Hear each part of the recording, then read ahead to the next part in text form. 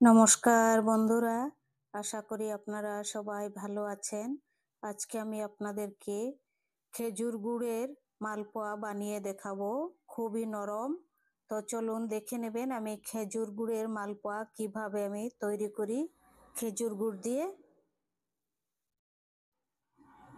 প্রথমে এক বাটি আমি গোবিন্দভোগ চাউলের পাউডার নিয়েছি। এটি ঘরেই খুব মিহি করে পাউডার বানিয়েছি।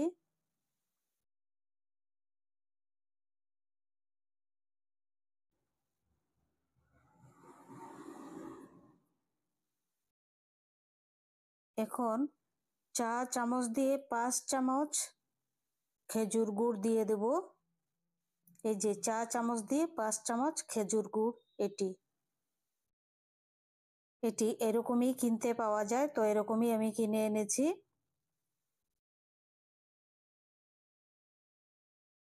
লিকুইডটাই, সলিডটা পাইনি।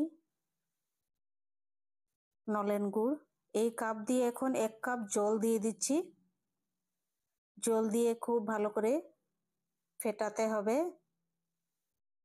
পুরো 1 কাপই লেগে গেছে। দেখুন ব্যাটারটি তৈরি করে নিচ্ছি মালপার জন্যে।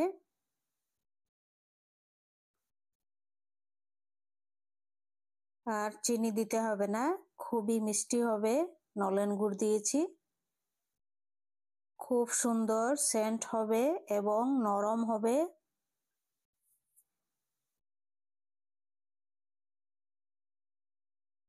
ব্যাটারটি তৈরি হয়ে গেছে দেখুন। খুব বেশি পাতলা নয়, ভারীও নয়।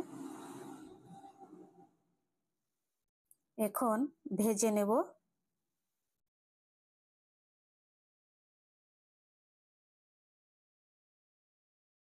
খুব ভালো করে ফেটালে মালপোয়াগুলো ফুলবে খুব সুন্দরভাবে। ভেজে নিচ্ছি দেখুন।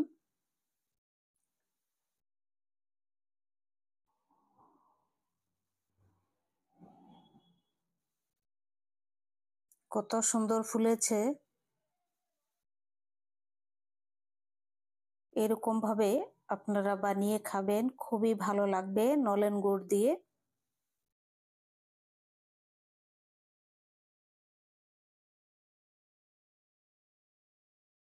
খেজুরের গুড়ের গন্ধই আলাদা হয়। আপনারা এরকম নিশ্চয়ই অবশ্যই বানাবেন, খুব ভালো লাগবে, সবাই ভালো লাগবে, বাড়িতে সবাই খাবেন। আর আমার রেসিপিগুলো যদি ভালো লাগে সাবস্ক্রাইব করবেন, লাইক করবেন, শেয়ার করবেন, কমেন্ট করে জানাবেন মালপোয়া কেমন হয়েছে। দেখুন একটা নয়, 5টা নয়, 10টা খাবেন, খুবই ভালো লাগবে আর কোনো অ্যাসিডিটি হবে না। খুব সুন্দর।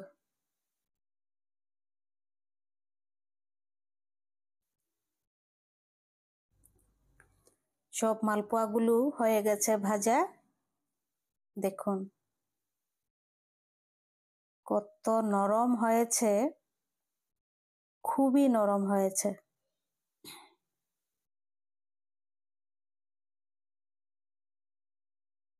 নরম হয়েছে প্লাস মুচমুচে হয়েছে, ক্রিস্পি হয়েছে, ক্রিস্পি একদম দুর্দান্ত। ভিতরটা দেখুন মালপোয়ার।